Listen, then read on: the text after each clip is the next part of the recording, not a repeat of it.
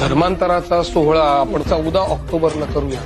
14 October म्हणजे विजयादशमी, चांगला शुभ दिवस आहे. ही शुभ आणि अशुभ असं काही मानत नाही आणि दसऱ्याच्या दिवसाला माझ्या दृष्टीने वेगळंच महत्व आहे. त्याच दिवशी सम्राट अशोकाने आपल्या लढाईत विजय मिळवला होता. त्याच्या विजयाचा उत्सव म्हणून 14 ऑक्टोबर हा दिवस निवडलाय.